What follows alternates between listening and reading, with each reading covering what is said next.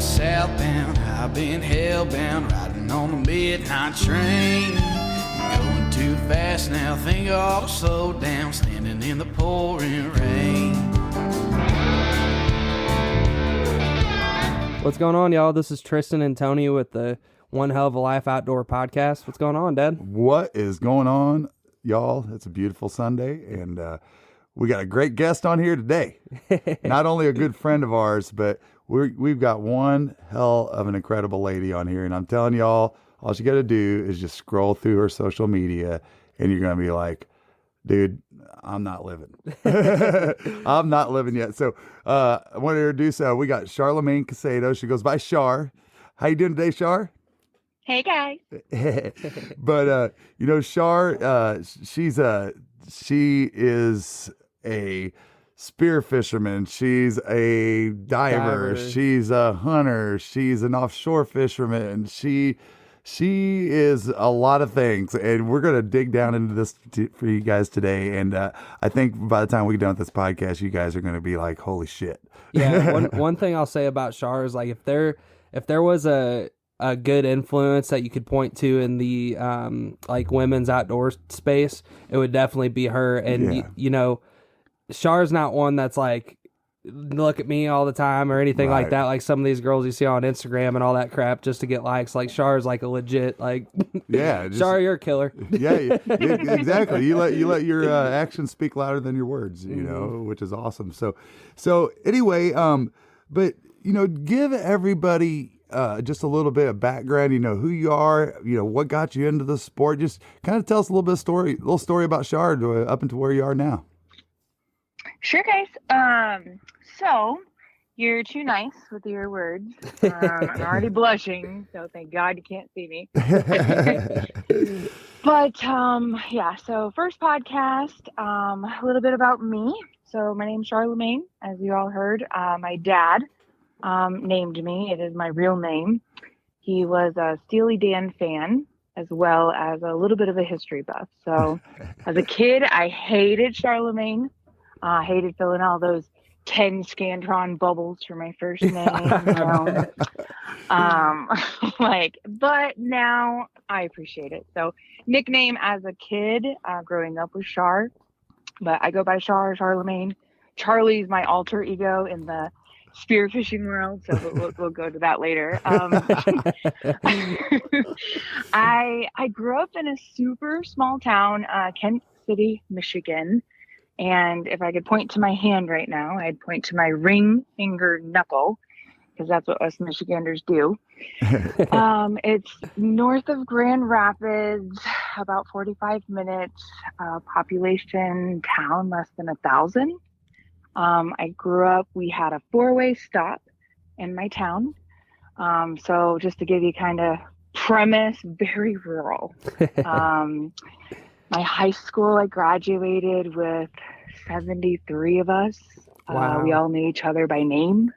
Wow. And knew all the families of the town. So I grew up on 40 acres with my mom and dad. I'm an only child. And we kind of grew up living subsistence lifestyle. So what that looked like for me was it was normal that my family was processing meat. Every season of the year. Yeah. So in the summers, we had fish, trout, steelhead, we would bass fish a lot, bluegill a lot. You hear, oh my goodness, bluegill are like the cat's meow in Michigan. So that would be summer. Then moving into fall, we would go into deer season. My mom and dad were avid bow hunters and rifle hunters, meat hunters first. So I watched them hunt and bag deer. As a kid, I was not a super great deer hunter. I did not have the patience. Let's just say I was fidgety, and there wouldn't be a deer come a mile near us. So you were if a I was in the typical kid. stand. Oh, for sure. Mom had, the M&Ms in the pocket, and I'm like crinkling them, and so it It didn't work out like, so good. it did not. But I look back, now that I have my own kids and do that, it's a part of being there, right? It's just being there. Yeah. So my favorite hunting growing up was actually squirrel hunting. Right on. So You don't hear that every day. Right. Right. I mean, we grew up on squirrels, and people down here in the south feel like the what is that? Biscuits and fried squirrel and squirrel and gravy, squirrel and dumplings. But up there, we use squirrel leg chicken. So we used it in pot pies. We used it. We would make barbecue pulled squirrel. We would do tetrazzini, like anything that you put chicken, we would use squirrel. Huh. So squirrel was super fun. You walk through the woods, you're spotting stalking, you're just watching the branches, seeing what's moving. So I've really fond memories of squirrel hunting with both my mom and my dad.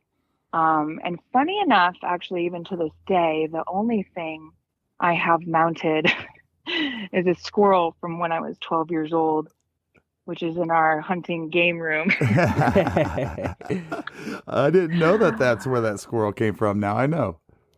Yeah, that was my first. So I was 12 when I got that. So yeah, I mean, that was growing up. I would can with my grandma. We didn't buy meat from the grocery store. Really, I had more venison than anything. Steak was a rarity. Parents were just blue collar and taught me basically everything. Now, when it comes to your wild game and stuff, was there like a dish, like with deer, for example? Like the obviously thing would be something with like backstrap or something. But was there like a meal that your parents made that was like, when they made that was the best thing they were doing with wild game? Oh, for sure. When you shoot a deer, so the customary thing to do is to first eat the inner loin. Mm-hmm. And so every deer that my parents got, we would eat the inner loin with fried potatoes. And we would just pan sear very thinly sliced loin with salt, pepper, and just flour. And it was so simple, but it was something that I carried with me. I mean, it's like the meat and potatoes, right? Yeah. I had a bologna sandwich with mayo. No, it's funny though. I mean, I don't know, where we had this on the outline and stuff, but as much of a deer hunter you are, Dad, throughout your whole life, and how you've brought me up deer hunting and stuff, before we met, Char and Mario, like, we can get into this in a second. Like, it was really just kind of, your standard drop it off at the game processor, and then, you get your stuff back, and that's all it was. And Char was really the one. I remember when you shot that deer, we took it over to their house, and you showed us how to do, I mean, I think you even cooked up heart that night and everything, Yeah, well, yeah, no. Let me kind of clarify the story for y'all, so to give you a clear visual of what happened. So they're like, what do you mean you're taking it to a deer processor? And Mario, her husband's like, hell no. He goes, bring that thing over here. We're going to show you guys how to process this meat the right way. And he goes, go get you some ice. He goes, go put it on ice for like 3 to 5 days or whatever it was. And he goes, and pull the plug and let it sit on ice, and explained why you're going to let it drain and that kind of thing. And so quartered up, no, we didn't even quarter it up. We just had the whole deer on ice, right? So they tell us to bring the deer over, and I was like, well, are we going to hang it like in the garage or nothing? And Mario's like, hell no. He goes, we're doing this around the kitchen island. I'm like, what? And we literally throw a deer carcass up on their kitchen island, which is gigantic. It's probably, what is it, 12 feet or something? I don't know how big it is. It's huge. It's pretty big. Yeah, it's huge. And it definitely would fit at least like 3 deer on there. So to give you, deer size. Or like, 3 Wahoo. Yeah, 3 Wahoo or Whatever. or 1 bull moose. Yeah, whatever you guys are doing that week. 8-foot gator. Yeah. You know? Right. Exactly. Well, the funny thing is, we get over there and Char and her mom and Mario, they all got their weapons of choice. Each got their knives and all this stuff. And There wasn't very much talking. It was no, like business. and then Mario's like, all right, we got to get the stage right. And next thing you know, hello. Is there Yeah, anybody in there? And we're listening to Pink Floyd, The Wall. Yeah. And carving up this carcass, there's blood everywhere. And if you guys can just imagine, if you've seen The Wall, there's something a little bit, I was like, all right, well, then we're getting the full experience here. This is pretty freaking awesome. And that's what we did. We all sat there all night and just cut that thing down to nothing. Mm-hmm. For sure. Yeah, but no. And that's what my family did growing up. So it was surrounded by community. Everyone brought their deer to our house. My mom was actually, and like you said, we'll talk about recipes and stuff later, but my mom processed everyone's deer. So she processed probably 80 deer a year. Holy moly. And I watched her. So, yeah, I mean, that's what we did. We turned on the music, everyone pitched in. And so there was no processor. We were the processors. Now that I think about it, it's a lot like Life Below Zero. When you see like these families, like seriously, when they go to like the seal fat. Yeah, they sit there and it's a whole family thing, all the kids, the husband, wife, everybody's participating in that. So that is so awesome that you got to grow up in that. So then kind of fast forward a little bit and you go into the armed forces. And so let's talk a little bit about that. And thank you for your service, by the way. Absolutely. Thank you for your support. Yeah. So growing up in that realm, I wanted to be a game warden. I loved hunting and fishing so much that that's what I wanted to do. And I was 17 as a senior. Parents were blue collar, like I said, didn't have a lot of college money. And my friends were all kind of staying and going to college. But I was always super independent. And a recruiter one day was at my school from the Navy. And I talked to him and I said, I didn't even really know this was an option. So he talked to me about their offerings. I told him what I wanted to do. He recommended that I became a police officer, or in the Navy, they call them master. As waterfowlers, we experience all kinds of extreme weather conditions. Stay bone dry and warm with Frog Togs hunting gear. You can check them out at frogtogs.com or at Frog Togs Hunt on Instagram. At arms. So I would get my criminal justice background through the military. I get my real life work experience and travel the world, serve my country. So it checked so many boxes. It was like, this is it. Right. So I enlisted, signed up. I left 6 days after I graduated high school. Holy cow. In May of 2001. Wow. So I went through boot camp. And then 9/11 happened. Wow. So I'd only been in the Navy like 4 months. I thought I was, it's peacetime. It's like, my parents actually had to sign because I was 17. We weren't at war. So yeah, 9/11 was an awakening. I was in transit to actually go to my Master at Arms school, which was in Texas. And ultimately, we had to take a Greyhound bus from Chicago, Illinois to Texas. Holy cow. Because all the planes were grounded. I did school there for about 2 months. And then my first duty station they sent me to was Guantanamo Bay, Cuba. Wow. Talking about isolation. So at 18, I saw the ocean. Which is where they were holding a lot of the people that were involved in 9/11, just to make that clear too to everybody, was Guantanamo Yeah, we Bay. actually built the detainee camps while I was there. I was there from 2001 to 2003. So we built X-Ray, Camp America, Camp Freedom, and watched that base explode. I gotta imagine, Char, like coming from I mean, I get it a little bit from, our town of like 8,000 in Illinois coming to Florida and then now Georgia. That's like a very small, culture shock of like bigger towns and stuff like that. But I got to imagine like my dad as well, being in the Navy, like when you go from such a small town like that at literally that soon you're going to Cuba, like was your mind just blown? I mean, of the stuff you were seeing? It really was. Boot camp blew my mind. Mm-hmm. So I grew up in a primarily white, very small town. Mm-hmm. Oh my gosh, other ethnicities, cultures, backgrounds, and we were all trained and we had each other's back. Mm-hmm. So the camaraderie that you feel, and then going through such a turbulent time through 9/11 really invokes something even deeper and stronger. I bet. So it was really not only mind-blowing from going from small towns to seeing, Chicago. I lived in Chicago for a month after I graduated, then went to San Antonio, Texas, and lived for 2 months, and then lived in Cuba. It started with about 3,000 personnel. When I left, there was about 6,000 personnel on a 25 square mile base where the speed limit is 35. So this girl with a need for speed.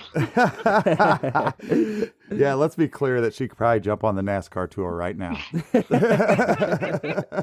First time I took a ride with her, I got back and I said, I went up to Mario, and I didn't tell Char this, of course. I went up to Mario, I go, dude, son of a bitch. I said, your wife has got a lead foot. And he goes, yeah, you got a hold of that, huh? I said, yeah. He goes, yeah, she kind of gets to where she's going pretty quick.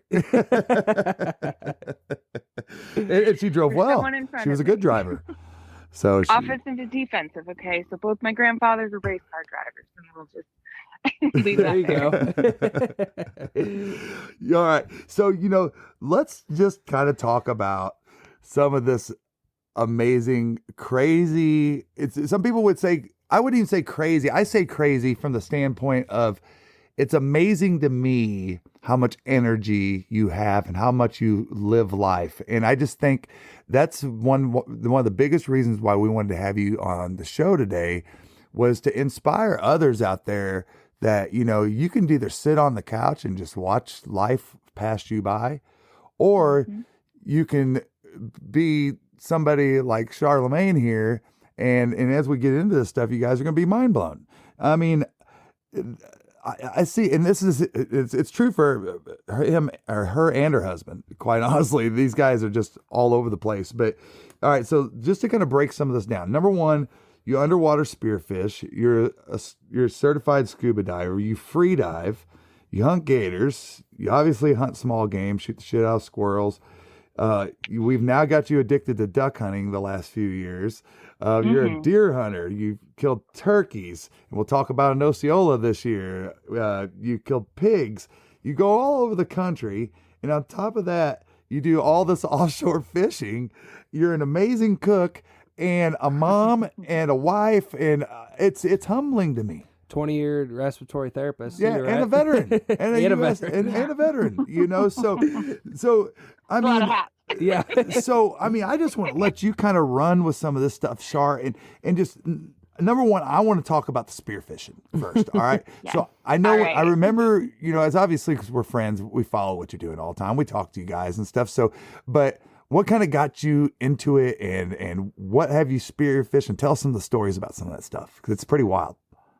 Oh, goodness. So I can't get out into the spearfishing without going to scuba first. Okay, perfect. Ultimately, that's where I kind of started. So back up a little bit. So when you talk about, so I was a respiratory therapist. I spent 2010 until 2021 as a respiratory therapist. I worked for the Veterans Health Administration, serving my brothers and sisters. Loved every minute of it. Was married to a scuba diver. However, what's funny is that so when I got to Cuba when I was 18, I looked at these guys strapping tanks to their backs and I was like, those guys are crazy. Like, I will never do that. They want to die, right? Like, that was my immediate it's like skydiving. protection. Never seen them before, right? So fast forward, now that was in 2002. So fast forward to, so I became a respiratory therapist in 2010, and RTs actually use hyperbaric chambers for treatment Okay. of divers and diving injuries, and there's a lot of other stuff too. But so I knew about the hyperbaric chamber and divers, but I still didn't kind of pique my interest. Mm-hmm. Well, in like 2018, we live in Florida, right? There's divers everywhere. We go to the Keys, and I'm like, okay, I prescribe home oxygen to people. I teach people how to use oxygen. I know breathing inside and out. This is silly. I need to get certified. So I went through a veterans program called Waves Project.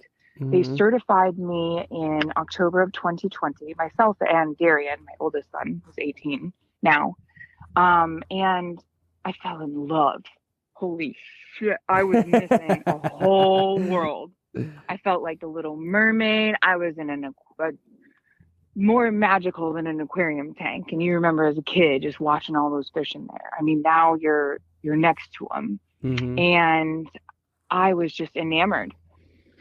So I did a lot of diving my first year, probably 75 to 100 dives. Holy cow. I was part of some volunteer projects and just really fell in love. Now, my hubby was already scuba scuba certified, and he wanted to like spearfish, right? So he got the spear gun, and I was a little apprehensive about it. I was like, I don't want to be a shark attractant, that's the Sure. first thing that came to my mind. You shoot a fish, there's blood in the water, there's sharks. Okay. So I thought, that's crazy. I'm never going to do that.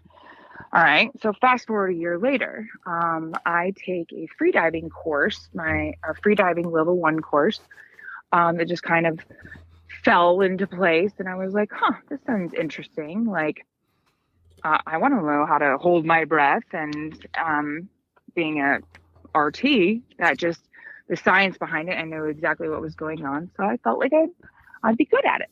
Sure. So I took my first course. My initial breath hold was 3 minutes. So to pass your level 1, you have to hold your breath for 3 minutes in a pool completely still. That's called your static apnea. And then you have to dive down to 60 feet with your fins, and that's your level 1 freediving. Mm-hmm. And so along with this freediving course, there was an intro to spearfishing. And my instructor was a commercial spearfisher. His name's Ryan Rush. He's fantastic. Savage Spearfishing here in St. Augustine. He teaches all over Florida.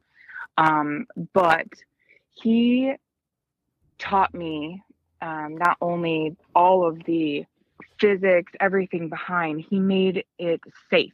So freediving can be really dangerous. Sure. You hear about shallow water blackout and people passing out. You pass out under the water and you don't have someone watching you, you die. So it's like and I'm super safety conscious, right? Right. So I want to learn everything about it so that I'm safe. I can be a safe buddy. But the spearfishing part, I was like, hey, I think I could do that. I want to shoot a fish. I love fishing. Right. I love hunting.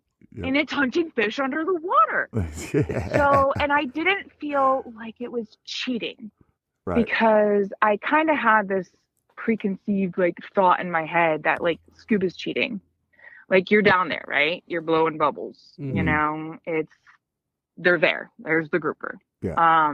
So freediving was like, well, hey, that's a challenge. Yeah. You have to hold your breath, go down there, get lined up, shoot the fish, So it's like fight jaws. you're bow hunting, kind of, I guess. Yes, Yeah. it is. It's Yeah. the bow hunting of the water Uh-huh. with something that could kill you. Yeah. Coming after you. Or kill somebody else. Yeah. So the first class, so I passed that, and then I became obsessed. When I become obsessed with something, Tony knows. Yeah. Everybody, you can all know. Just go scroll through her social media. I researched the equipment. I researched what spear gun that I wanted. My first fish that I wanted to shoot was and is a wahoo. I Wow. love pelagic fishing, and I'm like, I want to shoot a wahoo. I want to shoot the fastest fish in the ocean, Yeah. Mhm. and which presents a little bit of a challenge, Yeah. right? Because Of course. even fishing for them is super challenging. Mhm. So that was and is my goal. Right now is a wahoo. I have the setup for it. We've been out a couple of times, just didn't connect. It's, fishing, not catching or killing. That's right. And it's all part of the journey, man. Like if I went out and killed a wahoo on my first time, I probably wouldn't appreciate it, right? Yeah. Yeah. Exactly. Well, and I'm sitting here thinking about you doing this, and it's a different kind of hunting when you realize you're not the dominant predator in that environment. So let's just keep in mind that there are some things called sharks that live in the ocean that yeah. Yeah, they want the same thing you do.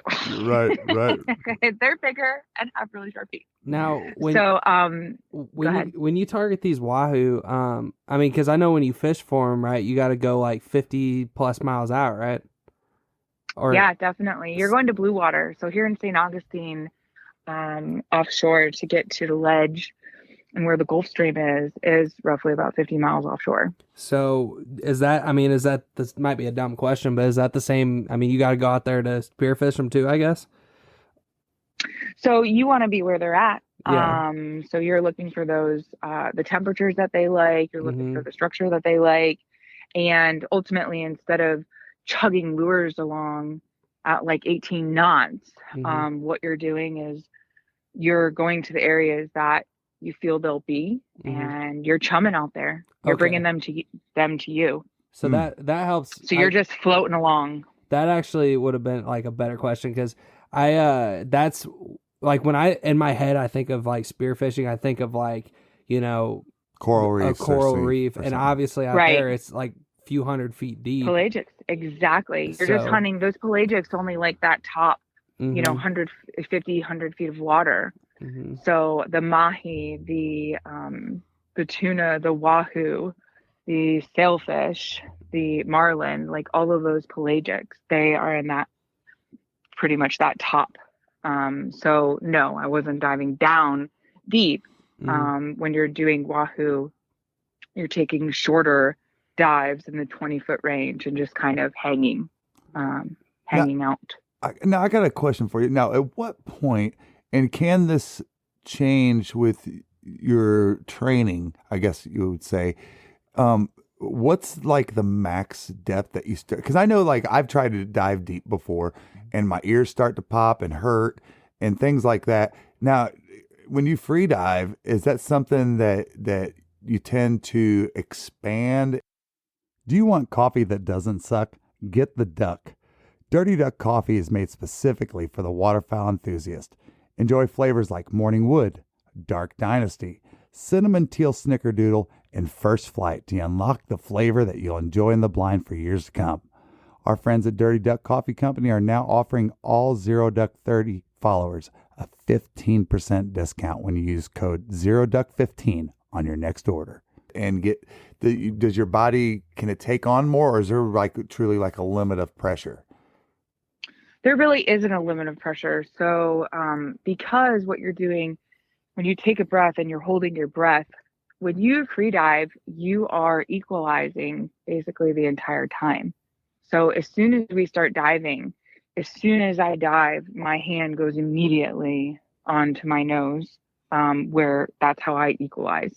So I'm blowing constantly into my fingers and through my nose and equalizing my ears as I go down, because I want to go down fairly quickly, because I want to be able to hang out at whatever depth my target is, whether that's pelagics, 15 to 25 feet, or if I'm hunting in 70 feet of water, then I need to be able to get down to the bottom and hang out at the bottom and hunt and wait for them.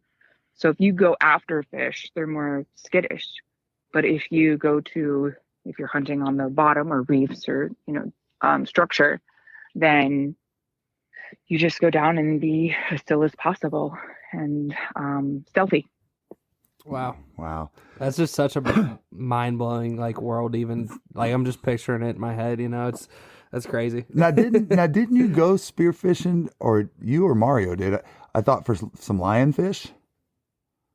Oh yeah, absolutely. So on scuba, I love lionfish hunting. Okay, so you Lionfish do are that invasive scuba to when you're Florida. scuba. Okay, all I right. do scuba. Okay. So you actually, to lionfish, you use a pole spear. Mm. I use like a 3-foot pole spear. I don't use a gun. I got So you. I don't want my fish attaching and then I have to like get it off. So on a pole spear, just has like little 3-4 inch barbs on it and little band. You pull it back, get the lionfish, and then we stuff it into what we call a lionfish zookeeper. And it's this device that has like a one-way mouth on it because lionfish have venomous barbs Right. on them. So you don't want to touch it. Right. So underwater, you just pop it into your bucket and go on. So you can just keep shooting and shooting and shooting. So they're invasive to Florida. You got to get rid of them, and they're super tasty. Yeah, I was gonna say it sounds like from what I've heard, they're the wild pig of the water. It sounds like, you know, as far as Definitely. Yeah, they damage so much. how they breed so quick. I Yeah. guess. And they eat a lot. Oh yeah. Yeah. Oh yeah. They eat. I found parrotfish, just all kinds of things that they're eating all the natives. You know, so it's not good. Yeah. No, screw them. Yeah, for real. Kill them all. Yep, that's Let right. God sort it out. And they taste good, right? Once you get out of They're so the- delicious. Lionfish ceviche is my favorite way. nice. It is the whitest, cleanest meat. It's one of my favorite for sure. Wow, we need to start commercial fishing lionfish as a country, you know. Right. Absolutely. Man, so all right, so you do this stuff, you do the spearfishing, free diving, and you're a hunter. You know, I've been hunting with you. You know, we obviously, you know, being close, you know, we all kind of tend to hunt together. Me and stuff. Char shot our first green wing teals on the same day. Yep. We did. Char and Tristan did shoot their first green wing teals on the same day, and that same Beautiful, day right? I shot my first mottled. You did. That same day as well. So that was a very historic day in Florida, duck hunting. But Wow. you guys, you know, you're out there hunting deer, turkey, pigs. I mean, you name it. And so, you know, and the other thing that, you know, like the first time I remember like having the realization of how you guys, you know, the subsistence lifestyle was, I can't remember if it was you or Mario shot a pig, and I didn't know it, and I came over to your house, and you had that thing hanging in the garage, and you looked like Edward Scissorhands. You were just whack, whack, whack, whack, whack, whack, and I was just like, holy shit, where's Mario? Yeah, like this wife's out here just chopping this thing apart, you know, and made short work of it. But you guys are always out there hunting something, whatever. And so, but this year, now, was that your first Osceola gobbler? So actually, no. No. Well, it's my first turkey that I've ever taken alone by myself. Aha, interesting. And it was a Yeah. nice one So too. my first Osceola, I actually had Darian by my side. Oh, that's cool. But yeah, he was by my side for my Rio out in California as well. So he's seen some turkey action.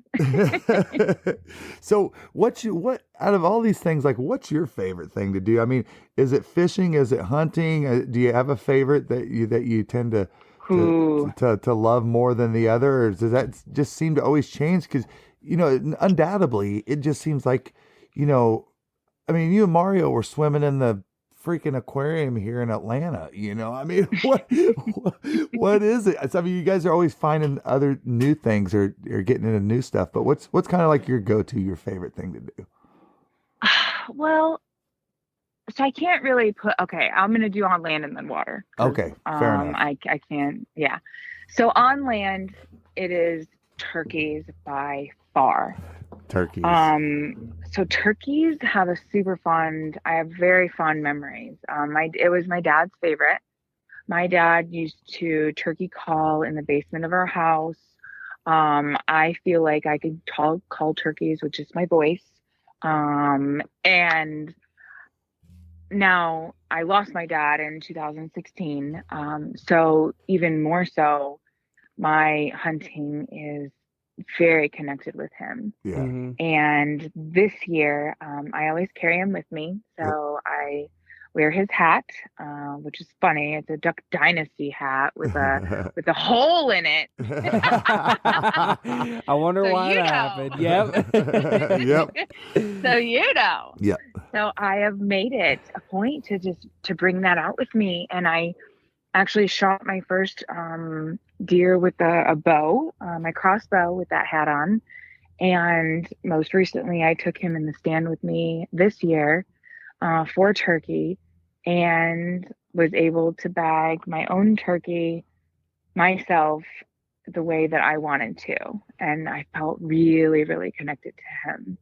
That's so turkey is absolutely my favorite. And Tristan, I love that you hunt with your dad, and it reminds me of everything that I did and what I passed on to my boys. So, I know that you will do it with yours, and ultimately I think that's kind of a key to part of my happiness. Yeah. Is enjoying that with my family. Yeah.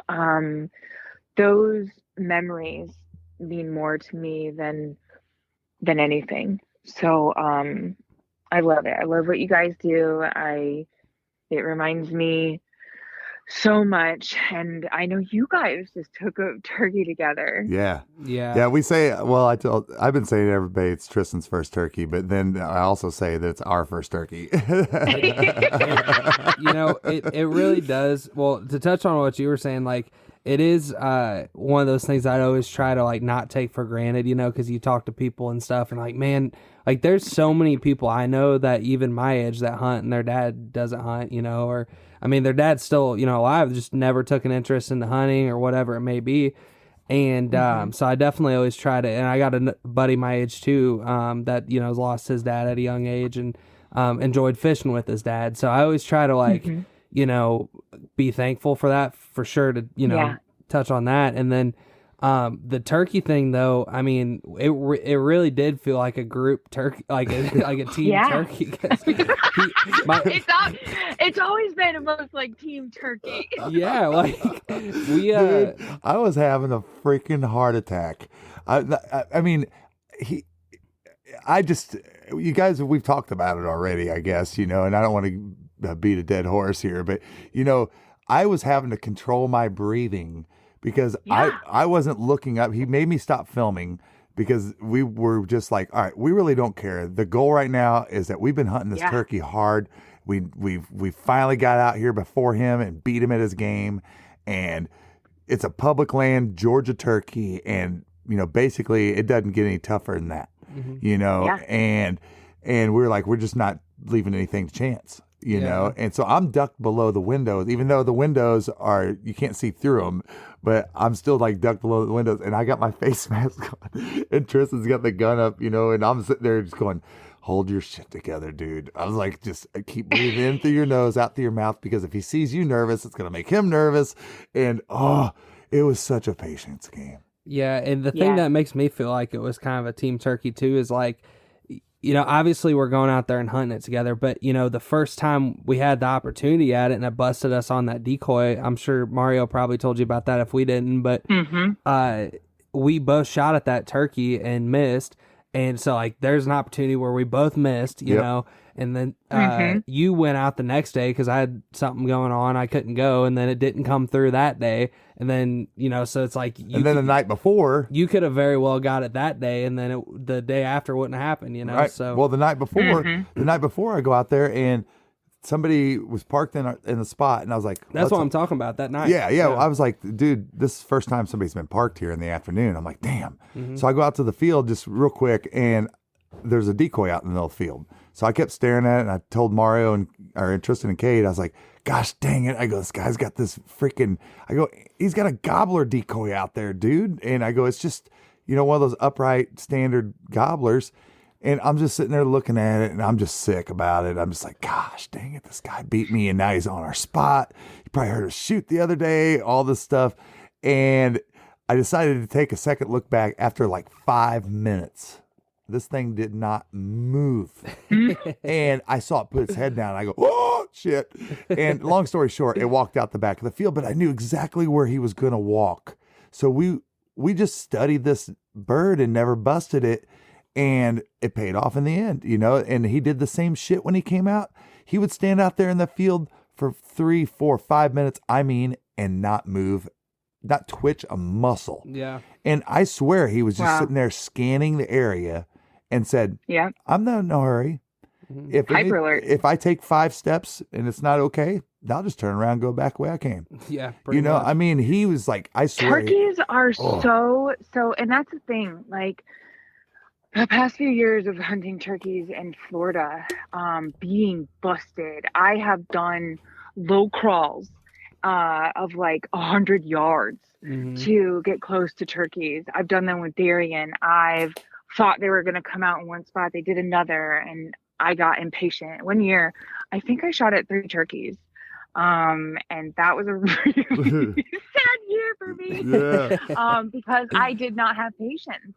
Right. I rushed it. This, that, and the other.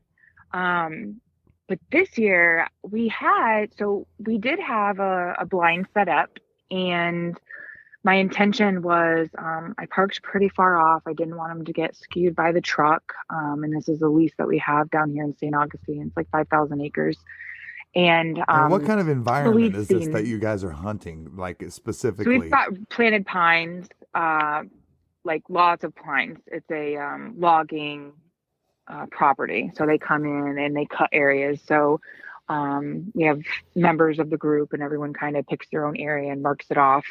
So we have a camera up. We've seen, turkeys here and there. And it was going to be me that went out for opening. I'm not sure what Puppy was doing. He was doing something. I said, well, I'm going turkey hunting. So got my stuff, got my dad's hat. I brought my shotgun, handgun. We always have pigs everywhere there. Last year, in fact, during turkey season, I stalked a pig up to like 10 yards and shot it with turkey shot. Freaking so you never know what you're gonna get here. Right. So, but I know like, you guys are like, food. Yeah. Exactly. Oh, opportunity. Yeah. So which is so funny. I smell the pigs when I'm walking down the road. I can smell them. They're just stinky. And I'm like, yep, they're in there. But they were upwind of me. And I was like, fine. I don't care. I am here for turkey and turkey. So I got in the blind, and sunrise came up. I do what I typically do in the blind. I turn on my Merlin Bird ID app, and which you guys should download if you don't have. It's by Cornell University, and you can identify birds by their sound. So it just starts recording. Wow. And I love identifying birds. I've just always done that in the blind. So that's amazing. I'm glad you shared that. Wow. Yeah, I didn't know about. And what was that again? Merlin, Merlin, Merlin Bird ID. So you can do a photo ID and you can do a sound ID. How often are you sitting there and you're like literally I was sitting in my front yard today and I was like, I wonder what that bird is. I never heard that before. I heard a mockingbird replicating I heard a mockingbird today replicating a whippoorwill. Wow. But anyway, not to get off track, but anyway, that's cool. Yeah, the whippoorwills, the pileated woodpecker. Holy crap, that guy scares the crap out of me. The pileated woodpecker. Like the pileated freaking woodpecker. He is big, and I had 2 come in. Actually, all right, we'll get to there. So let me continue. They make so such cool in the sound. Blind. They do. Yeah. I'm sitting in the blind. I'm doing my thing, and then so all of a sudden, a 200-pound sow walked out probably not even like 10 yards in front of me. What? It's about 7:15. Did it sound So like a I train thought coming? it did. And she freaking crossed, and I was like, oh shit. And so I leaned back to get out of the window, and I leaned over, or I took my hand over to the handgun. So I have a 9mm handgun with freaking home defense rounds in it. And then I realized, you don't have a round in the chamber, idiot. Because I'm very paranoid about walking around with it. I feel like I'm gonna shoot my leg off. Is it a Glock? So, and it is not a Glock. I don't fancy Glocks. Okay, I was just wondering because I know they don't have that safety thing. It kind of wears me out or scares me too. Yeah, no. It's a Beretta. Okay. So, 13 rounds capacity. So I'm like, oh my gosh. So I slide it out of its sleeve. I slowly cock it back as slow and freaking as quietly as I can. I'm cocking it. And then I put my head up to look out the window, and she's about 15 to 20 yards. And I'm like, I'm not going to ruin my turkey hunt for her. Yeah. So I just put the gun back. I'm like, all right, well, that was cool. And she walked right in front of the game cam. Got this huge freaking picture. Like, I text Poppy, look at the game cam. That's cool. That's so cool. So it's probably like 8:30 now. I've been in the blind since probably 6:15. I really like to get in there early enough. Mm-hmm. And I'm feeling a little antsy. I got one decoy out. I got my Jake decoy out, which we got new ones this year. Oh my gosh, I don't know the brand, but they're like the best out there. Nice. And they're super realistic. Don't remember it, but Avian. Does that sound right? Avian brand. Okay. Yeah. So they're like $130, I believe, but super realistic, interchangeable heads. So I'm like, oh, this always happens to me. I get impatient and I freaking rush. But I said, you know what, Dad? I was like, help me out here. Freaking, like, I'm feeling it. So I got out of my blind. I picked up my Jake decoy. And what I wanted to do was I wanted to walk down a little bit down the road, because where I'd seen turkeys previously was kind of on the corner. And I was like, maybe if I put my decoy here kind of in this corner, if they're anywhere on the road, they're going to see it. Sure. You know? So I freaking, as I'm like sticking the Jake into the ground, out of the corner of my eye, I look down, and probably like 150 yards down the road, a turkey flies down from the roost. No way. And I was like, oh shit. Oh shit. So I can run off the road to the side. There's a little ditch. I can get over the ditch, and then there's like a hump. Uh-huh. And I proceed to lay down in prone, and I'm like, oh, maybe that's my hen. Because the week before I had taken Mario out for his youth hunt, and we had a hen. We heard her do fly down, and she came in, and she was excited. So I'm like, oh man, I can get a live decoy down here. This will be great. So I'm proned out. My decoy is probably 5 to 10 yards in front of me. Okay. The road's not big. It's not like, it is close. For some reason, I don't know why. All of my decoys are like 10 yards when I get them. So I kind of lean forward a little bit, and I'm looking down the road, and I can see down the road maybe about 40 to 50 yards. So I can't see the freaking turkey really. I kind of look through, and I see maybe a head like kind of walking, and I'm like, all right, she's just meandering, over. It's fine. So I sit back for another, 10, 20 seconds, and then I look up again, and I have really good cover to the left of me where I'm looking down, and all of a sudden I see, oh my God, it's a redhead. I fucking shoot back. I'm like, oh my God, it's a redhead. Oh my God, it's a redhead. I freaking immediately, like, whoop, I put my gun up on the little hill in front of me, and I got my decoy like right in it, right there. Not even like 10 seconds later, the freaking turkey shows up in full strut and does a 360 around my decoy. I was expecting him to slap it, hook with it. He does a full 360 around, and I am like, holy crap, he is so close. He is so close. I can't believe this. And as soon as he does his 360, he had his fan to me, I was freaking ready. I was like, as soon as I see his head, and he turned to the left and he gave me his head, and I freaking one shot, and he was flopping. I got up so fast and freaking ran over, like just grabbed him by the neck. He's still flopping and, you know, like doing the thing. And I'm like, oh my God, there's got to be a 10-inch beard. Like, I cannot believe I did this all by myself. Like, if I wouldn't have moved, everything went through. Like, grateful, like my dad, like everything, just flood of crazy emotions. Wow. By myself. Man, Yeah. that's, and you know, something about the outdoors, like, you know, you mentioned earlier on, like talking to your dad during the hunt, and I don't know what it is. I know we've talked, you know, before about, you know, Native American stuff, or, you know, call it God, whatever you want to call it. But like, there's something about the outdoors where I mean, you know it, Char. It's like when you connect to this thing of the outdoors, like stuff just happens sometimes, and you can't explain it except that. And you know it. Yeah, I mean. And you know it. You feel it. You know it. My dad, Yep. My dad would call it the Church of the Woods. Mm-hmm. Yeah. So my dad grew up. My grandma was really religious.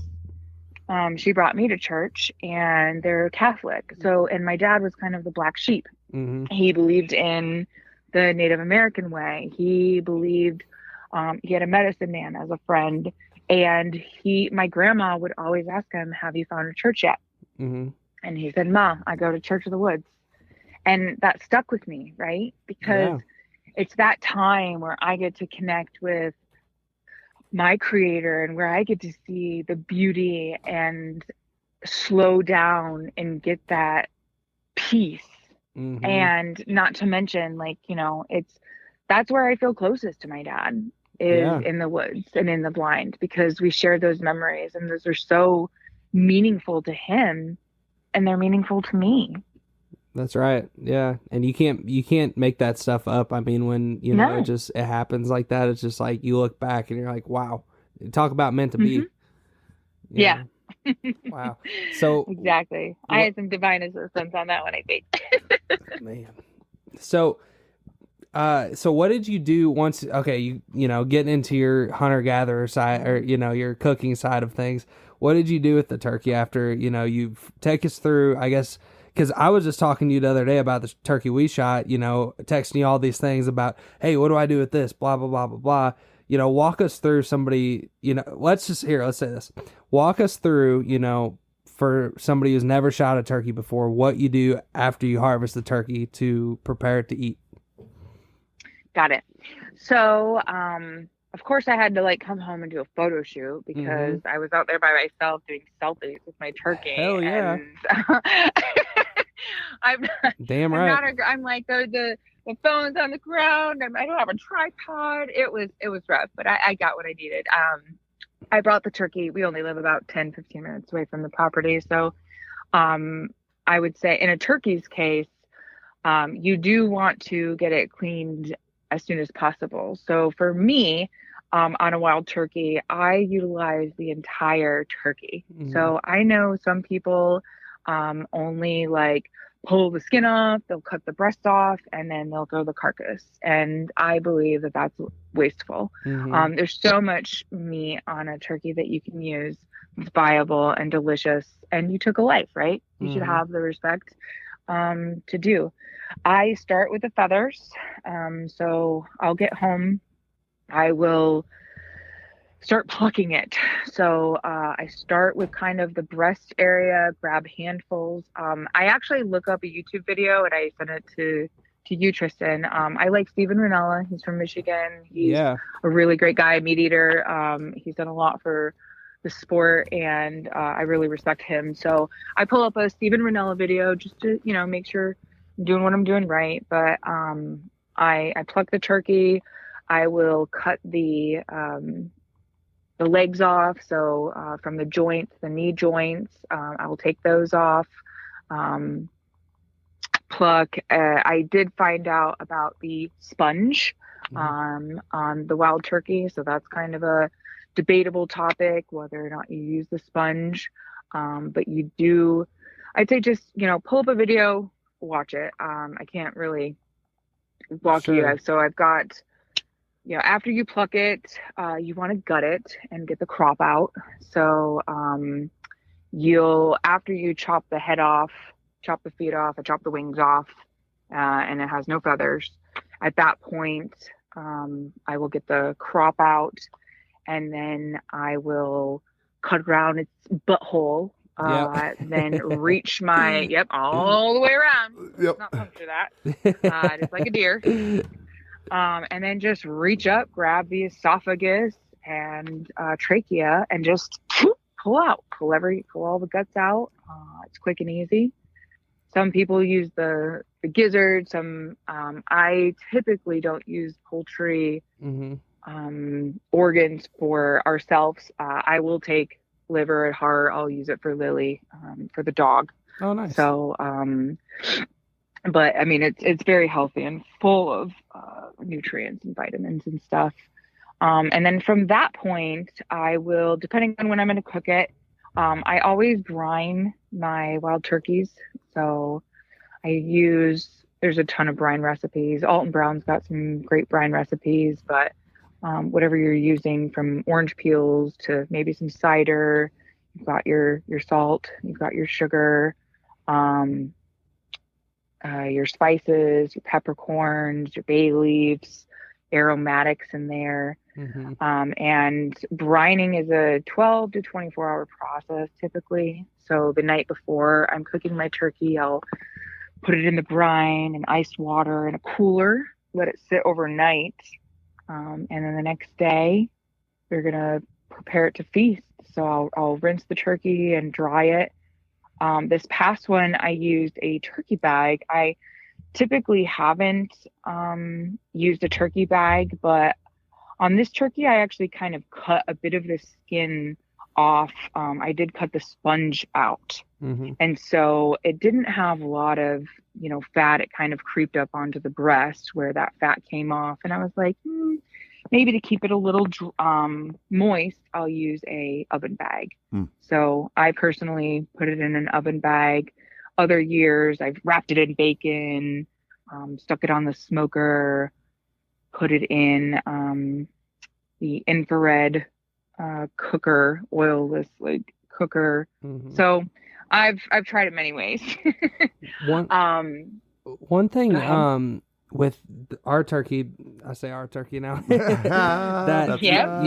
Well, I guess the first thing I'd say, the cool thing about just now that I'm a turkey killer, like, it's the easiest thing to get, people that aren't hunters, that didn't grow up in that mindset. Like, oh yeah, Thanksgiving turkey. Oh, you shot a turkey? Sweet. Let's eat it. You know? Like, it's not like, it's probably, you're right. It's probably the easiest introductory game. Yeah, it's not like, oh, absolutely. I'm not having to put on a sales they're like, pitch. oh, it's game. Right, exactly. Duck, oh, it's not gamey or livery or oily or fatty or venison. Oh, it's gamey. I don't like that. Oh yeah. All of them. All Tastes of them like have iron. that. But turkeys, everybody loves a turkey. They're freaking Exactly. low man on the totem pole. Sorry, turkeys. And one thing that I found with ours is, so I got that Traeger for, Katie's dad got for us for the wedding and stuff. And it's a convection system, essentially, how it cooks it. Even though it's a smoker and all that. Our partners at Huntwise are offering an exclusive discount for Zero Duck 30 followers.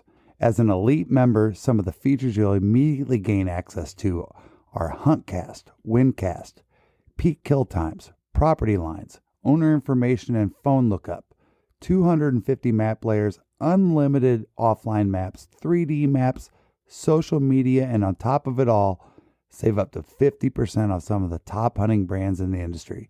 Download and explore the #1 hunting tool set today and save 20% by using code DUCK30. And what I've found, like cooking chicken, it's kind of, it's got a meat probe thermometer. So I know it's cooked to the right temperature and all that stuff, because I started at, might say, I try to start cooking stuff when it's close to room temperature. So it might say 65, 70, whatever when I start. And like I've noticed chicken breast, it really locks in a ton of moisture to where I'm like, dude, what? Like it kind of freaks, it's like, is this cooked all the way? Yes, it is.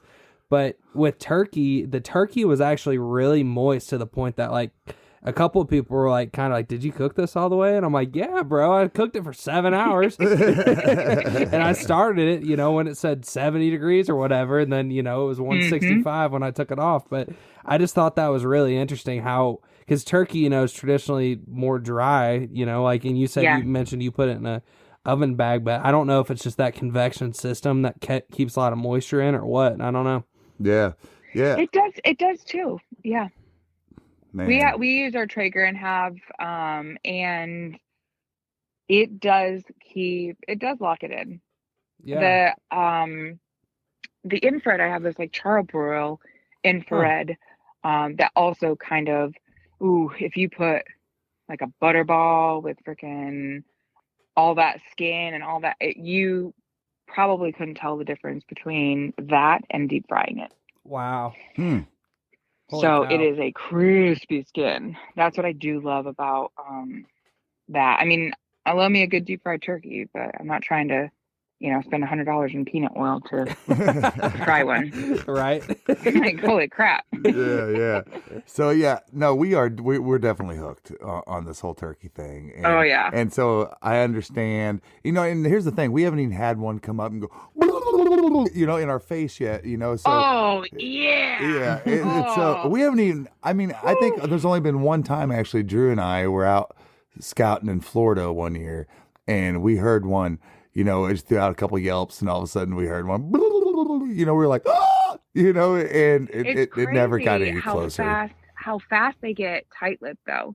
So Mario, though he didn't shoot a turkey on youth weekend, he got to experience the adrenaline of gobbles. Oh yeah. So we had that hen decoy come in and we had 2 gobblers on opposite sides gobbling in the morning and would answer my hen cluck and her, and they were getting a little bit closer. So that anticipation of them coming in when they're hot, holy shnikes. Oh, my Rio in California was that Poppy was doing the calling. Darian was sitting, and he was like 20 feet away. Darian was sitting right next to me, and 4 huge Rios came in hot and started beating the shit. I was like, what do I pick? What do I pick? Freaking 4 of them. Holy smoke. Wow. And I picked one, and he's 10 plus, freaking inch and a half plus. How beautiful Rio. Rio is my favorite. Their tail is just gorgeous. Talk about that real quick, Char, because I didn't realize this till the other day, but so many turkey hunters, like I was talking to Mario about it actually, like so many turkey hunters, like your only turkey that most of these guys have killed is your Eastern turkey because it's the most common turkey. Yeah. But if I'm right, you only need like 1 turkey for your American Slam or whatever they call that, right? Because you've killed indeed 3 species. Yep, right? I got my Rio, my Eastern, and my Osceola. So all I need is a Merriam's. Yep. Wow. And where do you go to get a Merriam? Dakotas. You can go to Colorado, Utah. So out west are going to be those Merriams. I think Nebraska as well. So I would probably like to go if I could do. I loved Montana. I used to go out there every year. Probably Montana or Utah. That's awesome. That's so cool. Yeah, for sure. So that's your land animal. And like we said, we get it. All right. Now, let's talk about the fishies. All right. Is it offshore? Is it your roots were cut on freshwater? And I really think those things are 2 separate animals too. Freshwater, you can have your favorite freshwater, and just offshore fishing for me, from being a rookie here, because I've only done it with Mario and Char a few times. And the times I did it, we got really lucky, and I caught like a 30-pound bull wahoo. Mahi. A mahi. Not mahi. No, you caught a wahoo. Yeah, that was a different trip. Yeah, mahi. Yeah. I caught this big mahi, and Tanya was there, and that was the day that I called Mario's boat the Spine Crusher, because we was like going through 4 foot That was- We seas. attributed to your back problems. That was the maiden voyage. Oh man, we were coming back, and I was like, dude, I swear I'm a half-inch shorter after that trip, dude. I swear. And Mario wasn't even going fast. It just we had to, like Char was saying earlier, that ledge. I think we were 65 miles offshore that day. And weren't the waves that day, Char, like calling They for were. like 3 to 5, but they ended up being like way more than that. No, Like no. 4 to 6s. Yeah, Yeah. they were They were ended up like being. 4 to 6. They were supposed to be like 2 to 4, and we're 4 to 6 or Oh, something. yeah. Right. Yeah, and so on the way out there, we were kind of just cooking our way, but on the way back, we were running like a quarter of the speed, and I remember that day, not to like keep, going down this rabbit hole, but I was wearing like a thin t-shirt or something, and I actually had to wear your hoodie, Char, because it was You like did. it was like 65 degrees, and I thought, oh, it'd be fine, but with that water getting on you, it got so cold. I felt, what I felt Oh, like? exactly. I was standing next to Mario's in the center console boat, and this is his smaller boat, the Scout, and we're on that thing, and of course Turner, their dog, is sitting right there like Lieutenant Dan. Come on, is that all you got, God? I mean, and the water's just spraying us in the face, and Turner's not even moving, dude. And I'm just standing there holding on for dear Mario's life. probably playing Metallica. Yeah, we're probably listening to Metallica. Oh, yeah? Yeah. Tristan, Char, Tanya, they're all trying to hold up in the bean bags, Yeah. and up in the bow of the boat, and it just got rougher. I mean, there's nothing you can do about it. It's just that's what it was. So, but the point it was an incredible experience. So, talk about your favorite thing to do on the water. What's your? It is definitely pelagics. I love fishing freshwater. I love inshore fishing. I love flounder, reds, but there is nothing like being in the middle of nowhere where there's nobody out there. The solace of that isolation and Yeah. scariness. Okay, let's just. I had to get over a whole fear about getting out to 50 miles. You feel So like I an kind of ant. put. Oh, You do. yeah. Yeah. You are nothing out there. And you're a You know, in badass the safety Navy, officer, by the way. Right, thank you. But in the Navy, like I was on an 800-foot ship. Mhm. Okay, it's like a freaking floating island. We launched Harriers. Yeah. Like it was not. I didn't know the ocean. Mhm. When I got on our 22-foot Scout and we headed 30 miles offshore, I was like, yeah, we're small. Like, shit hits the fan. And so I became a little obsessive on safety. Yeah, but you can't be too safe. Right. And honestly, we had our boat for about a year, and the tragedy of Austin and Carrie losing the 14-year-old boys out of Jupiter, Florida, put it into perspective for me. Yeah. My son at that time was like 13, and I was like, we got to be safe. We have to take the emergency things off and just be prepared. Yeah. So I did. I got our ditch bag, our PLB, EPIRB, all the good stuff, and then I started feeling better. We would go offshore more. Mario's captain skills kept improving. Like, it takes a lot. It's Mother Nature. Mhm. She's relentless sometimes, and but then we upgraded our boat, and Tony, we did go mahi fishing in the Triton, Yeah. not the Scout. Yeah, it was, yeah. It was. You're Yep. right. It was the Triton. It was a maiden that's voyage. our 29-foot, with two 225s on it, and made it out there. We were freaking balls to the wall, ready to go. Freaking. We were slamming them. It was after that, Tristan, that I started keeping some foul weather gear on the boat for others. How does that compare? Because I mean, I've been out with you guys, I don't know, 3, 4, 5 times, and like there was one day we got into a bunch of like peanut mahis, and that was really fun, and then like the wahoo that one time, but like from my understanding, and tell me if I'm wrong, like we caught 7 mahis that day that were all like 20 pounds plus, some like up close to 40 pounds. Like from what I've heard, that's like a hell of a day, right? And that was like our Absolutely. first time Yeah. ever going. Yeah. Yeah, you guys definitely got spoiled, right? Yeah. I still got the video Like, of it's it. not always like this. Yeah. But, and that's what you take, man. Some days are good. Some days you freaking just, you got to put the effort in. And, Hmm. and you just have to, like, I kind of, at some point, it was like, fishing and it's about the fish. But you have to just step back and realize, like, we're here to have a good time. And the fishing Sure. and the fish are just the freaking icing on top, Yeah. Yeah, that's a good point. So I kind of take it like, yes, that is the objective, but I'm still gonna dance. I'm still gonna sing. It's not like this You can still super make serial, fresh sushi like, on the bow of the boat. right. Holy cow, y'all. Are you kidding me? You get to go out there and go fishing with these guys and they're sitting there cutting up sushi right there on the boat, man. Come on. Come on. So Drew Right, said Kate? that we had to ask you about the 90-pound cobia. Oh. He goes, dude, make her tell you the story of the 90-pound cobia. Oh man. This is super sad.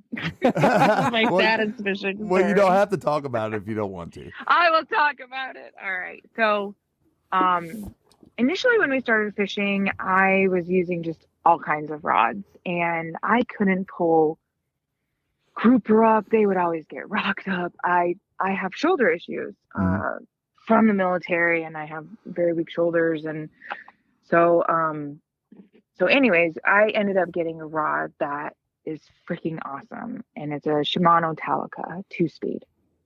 And this 2-speed allows me to bring the biggest critters up from the bottom of the ocean. I put it in whatever speed, high speed, low speed, and it cranks them up.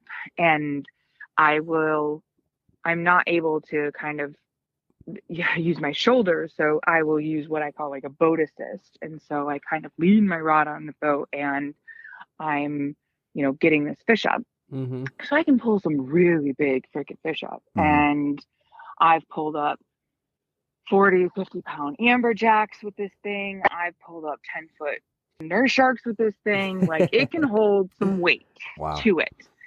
And Poppy and I went out.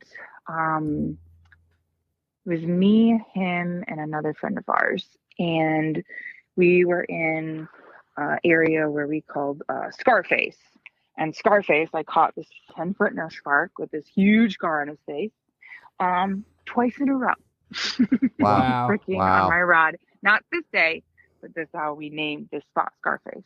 Wow. So we're fishing Scarface, and I dropped a live grunt down. The biggest one in the freaking box, of course, because I go big or go home. So I'm sending it down, and let's be clear about something. Mario is not doing this for her. Like, he's doing his own thing. Oh, yeah, and no, Char, that's what's funny about this from a witness perspective, y'all, is, usually when you see a man and a woman hunt, fishing together, the guy's taking the fish off, putting the lure on for, no, he might say, I think you should do this. And she's flipping him off saying, I'm going to do this. It's funny. Right. It's awesome. So anyway, keep going. I just want to give everybody kind of a visual here. Right. I am definitely, I got my own pyres on myself. Okay. I am a self-sufficient lady on the boat. Yeah. Star angler most of the time. Yes. But yes. so it doesn't even get to the bottom, and something takes it, and I'm like, oh my God, I'm thinking it's like a huge amberjack. Yeah. Because they're infamous for being in the column and taking your bait. Yeah. So I am fighting, and it's fighting like a jack. Like, it's under the boat, kind of going to the other side, and just I gain on it a little bit, but it has got a lot of fight in it. Yeah. Grouper, once you get them past a certain point, their bladders blow up, bloop, and they give up and come up. But not amberjacks, not pelagics, and not cobia. So I'm getting it up, I see color, and it's brown, and I'm thinking, maybe a shark, but I'm thinking it didn't fight like a shark. So we get this thing closer to the boat, and it's a huge cobia, and I am like, holy shit. And it takes a run, and oh my god, I'm like, shit, I gotta get this out. Get the gaff. And so Poppy, he gets the gaff, and we got Turner on the boat, and so we have our friend holding Turner up front, because cobia are like, they get crazy. They would go crazy on the boat, slapping around. We didn't want Turner to get hurt. And because Turner will go right up to the fish, try to lick it, try to eat it. She's helping. She's helping. And so I'm freaking wrenching on this thing, and gets up to the side of the boat. I shit you not, the top of his head was at least like 1.5 feet wide. It was the biggest cobia I've ever seen in my life. My gosh. Like, it was crazy. It was wider than my body. Oh it was my insane. gosh. That is so crazy. Dude, Poppy gets a gaff, and he gaffs it, and he gaffs it right under his like chin, near his gills. Yeah. And it's so heavy. Yeah. And he's trying to do this by himself, because our friend is holding Turner, up front, and I got my rod. I'm, here. And as he like gaffs it, it's starting to rip as like Poppy's trying to pull it in the boat. Right. And then all of a sudden my line wraps around the gaff, and he's like, bail, put your bail open, and freaking like in the mix of this craziness, it's now going in slow motion. What happened? That I didn't get my bail open. The gaff rips out of the fish, and now my line was around, and snap, and fish. Oh my gosh. Oh no. Into the water. And now we're anchored. It's like floating behind, and then like kind of sinking some. I'm like, oh my god, we're at anchor. To try like, babe, get the anchor ball. Ah, like we have, I can't believe this. And as we were getting the anchor ball and freaking attached and started, we seen the wrath of the jaws, and freaking ate my cobia. Oh my gosh, holy cow. Man. And it was at that time we had 1 gaff on the boat, and I will now tell you that there are 4 gaffs on the boat. Oh goodness. Oh my gosh, I could not even imagine. Oh. It was the biggest fish of my life. Oh. Wow. And the one that got away. It's the one that got away. The one that got away. Gosh. Goodness gracious. Pretty sure. Oh, pretty sure. Well, Char, if it makes you feel any better, I missed a 12-pointer that was definitely 150 inches or better at 16 yards. And this was when Mario and my dad were there in Missouri with us. Yeah. out of the same stand that Mario shot his little buck out of. That's sick. Yeah. Mm-hmm. So I know your pain. Yeah. And I don't know if I'll ever get one like that again, but hopefully. Right. So let's switch some gears here. So your family practically buys, we talked a little bit about this earlier, but your family practically buys 0 meat or fish because you eat everything you guys harvest. I mean, let's talk about that for a minute. I mean, number one, let's talk about, I know you and Mario are numbers people, and that's one thing I think it's cool about your relationship together is you guys like really kind of like strategize and plan and just like the other average family trying to save where you can save, and that kind of thing. And let's talk about the money that you guys save per year. Like, did you ever like run some numbers when you got the boys there and everything else? I mean, what do you think that you guys save a year annually in fish and meat? So I kind of broke it down like this. I was thinking about it and like to be able to put a number. So we do purchase a half a cow. We have a friend here in Florida that raises grass-fed beef over in Alachua County.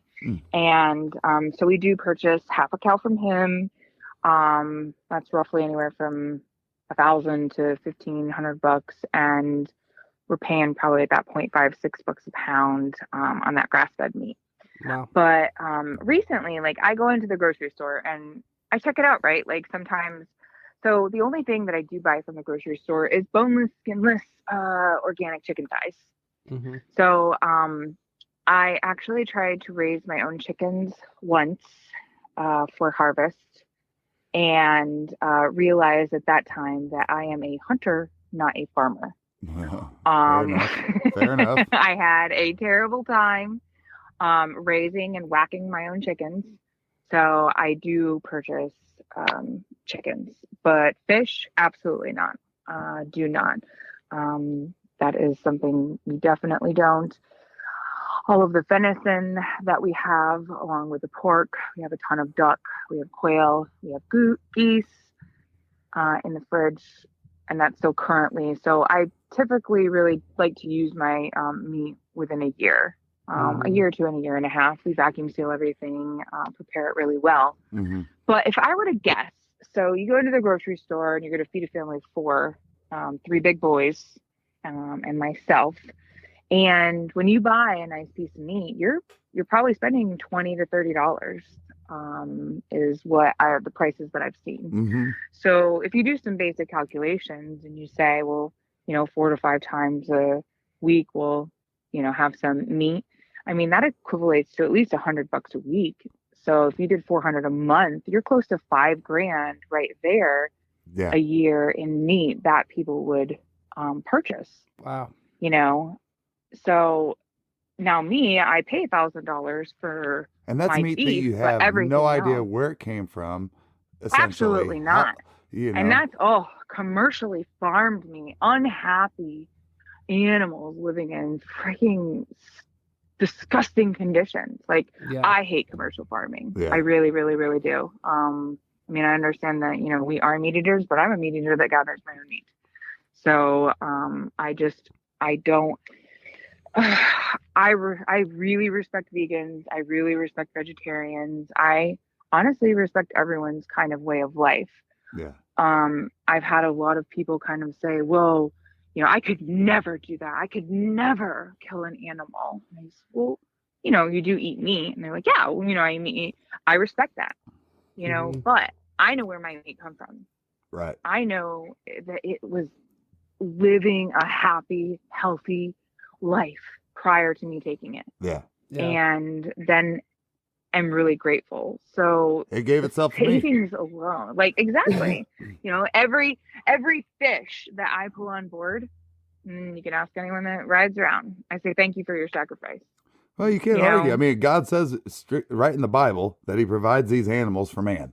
I mean, it's just that simple. So, And one thing about processing our fish, I will say, we do. We didn't do this initially, but we do it now. Is we cut all throats. We throat cut them. So when you see pictures of our fish, everyone's like, oh, well, what it does a couple of things. It bleeds them out immediately. And so when you have like a fishy smell, you're like, oh, that's fishy. Mm-hmm. A lot of times it's because there's still blood in the meat that's breaking down and causes that smell. So when you cut the throats of the fish, and the only ones we really don't is triggerfish. They don't have a normal neck. Yeah. You've seen the triggers. Yeah. But all the other ones, I mean, it's substantial. Our red snapper, side-by-side comparison of the meat, one will be white and one will be pink. Wow. And it gives it that fishy flavor and smell and does not keep as long. So treat your meat well. Treat it, with the care and respect. Don't just leave it on ice or give it away. Like, I'm all about feeding yourself, but don't just kill to kill. Yeah. But there's something emotional and deep whenever you take an animal, especially big game. I think it's just the way we are as humans psychologically, I think, I guess. But but when you take a big game animal and you go through the whole process of throwing the carcass up at the Caycedo's island and cutting it all up and having that experience, which was kind of tribal, honestly, for me. Yeah. It was very cool.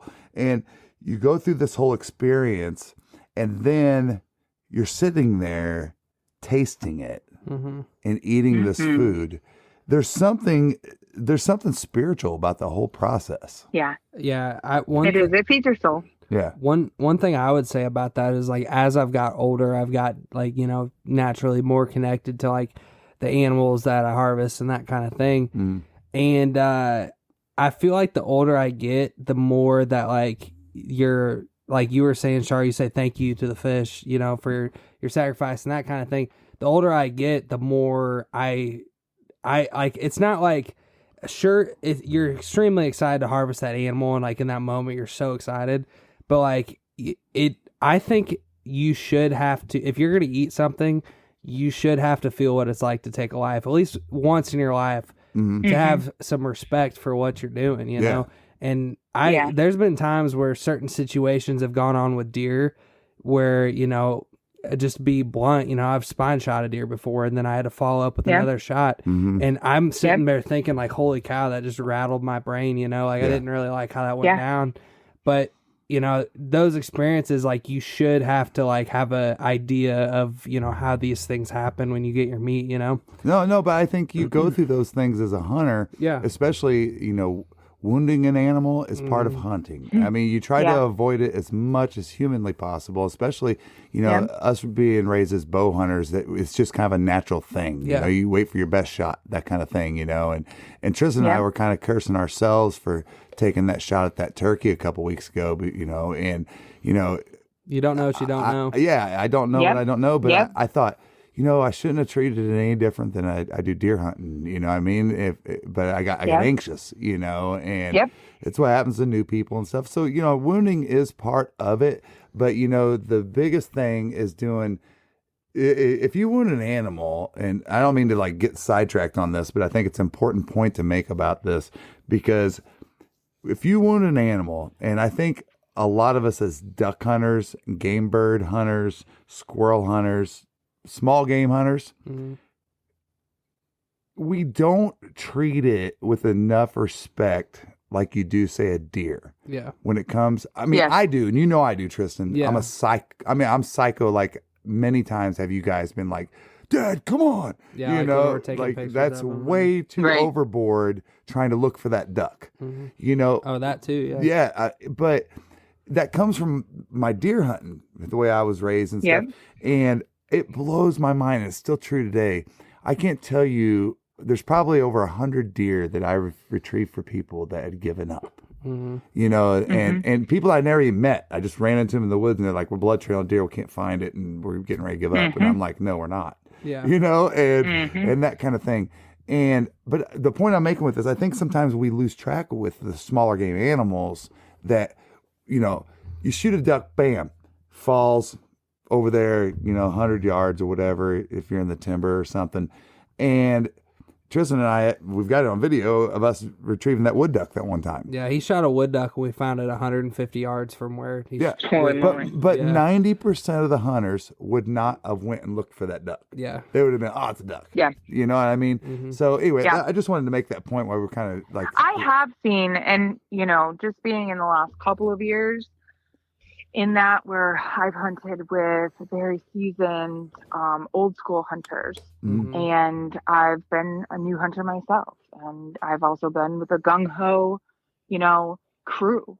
And I agree with you, Tony. From that perspective, we kind of have to take our own moral integrity into play and say, hey, is that duck that I shot that was wounded that's now going to be eaten by a gator, that would be part of my bag limit, but I don't have 6 birds to be in hand to show up at the place. And ultimately, I think that as hunters do grow and realize that, hey, it isn't just about, maybe I didn't eat all my duck meat this year and I had some left over for next year, and maybe it's not all about those bag limits. Maybe it's about, like realizing that I don't believe all of the numbers are bad, and new limits to things. Like, obviously there's science behind it, right?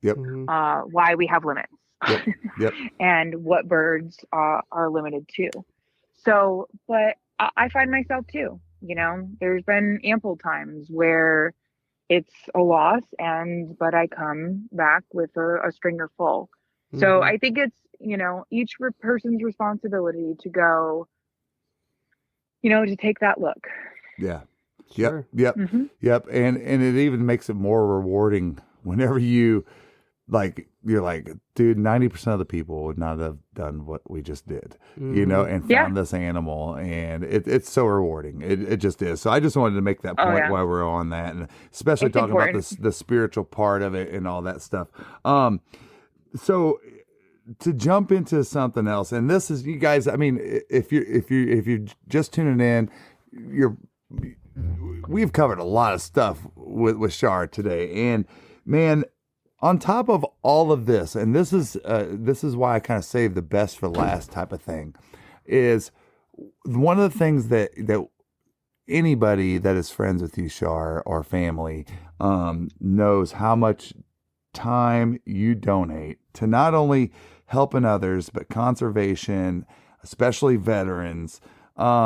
Let's talk about some of the organizations you're a part of, some of the opportunities that can help out other veterans if they get involved in some of these other things. But talk about some of the things that you've done. I know you went and you helped remove over a ton of trash and debris off the ocean floor. Just donating Yeah. your time. I mean, talk a little bit about you donating the time, and then I want you to talk about the organizations. Perfect. I do. I left the respiratory field in 2021 and really felt a calling to give back. So my hubby and we started the St. Augustine Ducks Unlimited chapter here about 5 years ago. Just our love of ducks and being outdoors, and felt that need to give back. Mhm. So how could we do that? We had a past history where we ran events companies, and so we just started running the events here for St. Augustine, raising money for conservation, for wetlands, Mhm. for a place for our birds to have habitat, for clean water for us. I mean, it's so important, because I want my grandkids and my great grandkids to have what I have, Mhm. and Mhm. I have always felt a connection, with our past presidents, Reagan, who really helped out the wildlife, our national park systems. Mhm. I grew up going to national parks. So I do, um, when you said I picked up some debris off the ocean floor, we actually partnered with Biscayne National Park. So Waves Project, the organization who I did my scuba diving therapy with, partnered with the National Park Service, and we had an all-female veteran group go down for a week, did over 20 dives, and removed a ton of derelict lobster traps from all the hurricanes that were wreaking havoc on our coral. Mm. So it's interesting. I've always hated litter bugs, right? Even growing up, I'm like, oh, it's a litter bug. It's a litter bug. Yeah. And in the ocean, if you don't see it, it's not there. And when you dive and all of a sudden you see beer bottles and you see organisms like stuck in there, Mhm. and you see trash and you see fishing line that cuts all of the sponges Mhm. and is choking the coral that's living organisms. And people don't understand that it is all connected, like this ecosystem of ours. And we take it for granted. I've been on the boats where they drink a beer and they throw them off. And Yeah. what are you doing? What are you Right. doing? Just because it's glass, it's fine. And no, it's not fine. Mhm. Leave it like you found it. Yeah, that's right. So and leave it better than you found it, indeed. So pick up, actually, today, shooting at my son's shooting match, I picked up a mylar balloon that had been popped, and it was sitting next to the pond. And I despise mylar balloons. That is one of my goals, is to pick up all of them in the Mhm. ocean when we're driving offshore. I see a cluster of 9 balloons. Happy graduation, happy Valentine's Day, happy birthday. I find them all. And they're killing our sea life. They're killing our sea turtles. They're killing our whales. We're fucking them up, people. Yeah. Like, we got to do better. So I'm really passionate about that. The organizations that I donate my time to, whether it's a week a year, 2 weeks a year, just by helping be a part of something bigger. And I've taught my boys that. Here in Florida, we do, nationally, we have over 28,000 nonprofits for veterans. Mm-hmm. And if any veterans that are listening that want help or resources or just have a question, contact me. So Tony can put my contact info or my Instagram, AngelChar77. Just DM me, ask me questions, because I love my brothers and sisters, and everyone needs something. So I know the outdoors has been a savior to a lot of my brothers and sisters, whether that's, the hunting part, the fishing part, the camping, hiking, just being out there. But I love to give back my time. This year I'm probably ramping up to help out with Team Rubicon, their disaster response organization that is veteran run. And every hurricane, every tornado, earthquake, globally, they respond. They help coordinate with the locals, their boots on the ground, they're mucking out houses. And so I'm hoping to do some more with them this year. That's just incredible, Char. Honestly, I mean, I think we can all take, from hearing that, can all strive to do more in the outdoor space. That we're all conservationists at the end of the day. Whatever we're hunting. Yep. And wow, that's awesome. It's incredible. It's humbling to me, and that's why I said it's like it kind of saved the best for last. Getting into this podcast because you guys just would not believe. I wish I could put it into words. I mean, how much you and Mario both, how much you guys give of your time. And thank you for doing that and helping so many other people. And it's just your way of giving back. One thing I wanted to touch on before we jumped off here today was, we had a really interesting podcast with Katie on here. And, we talked about, we got to hear it straight from her mouth, what it was like to come into a hunting, a man's sport, and the entry of that. And we talked a lot about, which made me honestly kind of open up some ideas for me, was that I was like, wow, this kind of applies to everybody, whether they're a kid, and they, you don't want them on their little game system, but maybe they need to be on it until a deer shows up, whatever it is, everybody comes in a different way.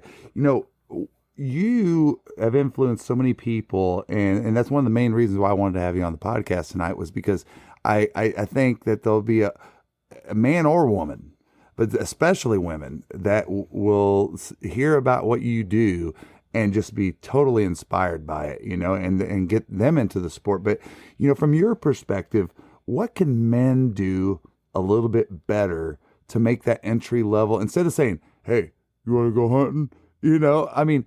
What could we do to make it more fun? Like, I know, I remember in the beginning days, whenever you used to go duck hunting with us, Mario always made sure that you had a nice little place to take a nap, in the canoe, So, something as simple as that, but that's what, and Char said, oh, I'm going to take a nap, and whatever it is, but what could we do better as men, to help women enjoy the outdoors a little bit more? For sure. So I would say, and this came immediately, drop any ego. So women learn differently.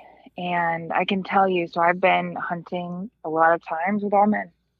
And I only have I have a handful of just women only experiences. And women are extremely intuitive with each other. And when we kind of go out, we're already intimidated in terms of trying something new, especially if we have a partner that is, really into this, like, all of those anxieties rage. I'm not going to be good enough. I can't shoot. I can't do this. You know, like we're going to be a little bit insecure about that. Well, Yeah. I'm not sure how to do that. And so I would say, men, drop your ego. Just be there to have fun. And ultimately don't make it about the killing or the, you know what I mean? Yeah. Like, it's just enjoy the experience. Like, enjoy that moment. Enjoy that sunrise. Like, holy shit, have you seen a sunrise that bright? I mean, some of these girls are like, I sleep until 9. I've never seen a sunrise. Like, oh, look, it's pretty gorgeous. Yeah. You know? There's And a it's reason why we all post sunrise pictures. Right? Exactly. And it's not because we don't have any game pictures. That's right. That's They're right. pretty magical. Yet they are. But and just have fun, whether it's your partner or another. Be just understanding and like, don't just think it's your way. Let them kind of figure it out. Women, I promise you, we're badasses, and we're given the children. Like we can do a lot. Yeah. So give us some of those basics, but let some of our instincts happen and just make it fun. Because if it is too serious, it's like, I'm afraid I'm going to mess up. I'm afraid. With girls, that's immediately dropped. There's no ego involved. It's like, if I get to, I want to shoot one. Like, I just want to shoot something. Like, I just want to be here. And just like treating it like a kid, right? Like, we're not going to fucking do a sit until noon. Like, your ass is numb. You're antsy. You want to get up. Like, let's go. You know, it's not all about that. Don't take the fun out of it because it's like you're in for the chase. And I know that's hard for men because they're, you're chasing horns, you're chasing the plumes, the best of the best. The blood. Right? I've never been a horn hunter. I actually didn't shoot my first doe till I was 30, and I was never a horn hunter. It's always a doe because the bucks send the does out first to see if it's safe, and I always shoot the damn doe because I'm a meat hunter. Yeah. Yep. I never wait until the buck comes. Right. Exactly. You're like, there's meat. I'm eating it right now. Char, I think it's really important what you said about, dropping the egos, because I notice it from just a man perspective, like just me and my dad getting into duck hunting, and, whether a perfect example, honestly, would be like, us going and hunting the public Arkansas timber. And, you got these guys that, my granddaddy's granddaddy hunted here. And you just meet these assholes every once in a while, that just have this ego. And I could not even like, for me, it's extremely intimidating. And we're just trying to be good sportsmen and go out there and be respectful to everybody and have a good time at the end of the day. But I cannot imagine being that way, taking your significant other out there, or, you know what I mean? So I just think it's really important. I think we could all, take a look for sure. at And I ourselves will as guys, say, as an observation, I am still intimidating by public duck hunting, especially here in Florida at Merritt, where it's, the fastest boat to there. Like, I'm like, oh no, I don't like that. I don't like confrontational hunting. I don't like fighting for spots. Like, have it, dude. Right. Like, exactly. I don't care, man. That's how I am too. And to be fair, it is more of a duck hunting thing than other hunting. It is. I concur. Yeah. It is. But yeah, no, I mean, I think you do make a great point about that. And, I one of my biggest takeaways this year, and I know I've mentioned it several times, and I'll just say it again because I love it so much, is that, Katie's favorite time duck hunting with us, and man, it was magical the whole time. We were so blessed, especially to have the film crew there and everything, for those 3 or 4 days. But her favorite day was when she got to sit next to Cade, and everything went wrong. We went out there late. We shot the least amount of ducks. So just like give you a quick rundown of this morning, Char.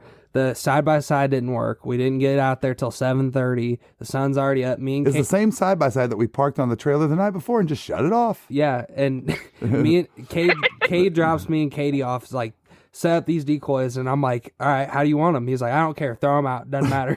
So we just are throwing out decoys, and there's literally, there's a group of 8 gadwall trying to land in the decoys. We're out there freaking setting them up. It's that kind of morning. And continue. Yeah. So, we definitely, we probably would have all shot limits, a multi-bag, no doubt about it. But, we burned the first hour and a half because of the side-by-side problems. And, it was stressful for Kay because he was trying to do his best. And, sometimes you just can't control those things. But, Right.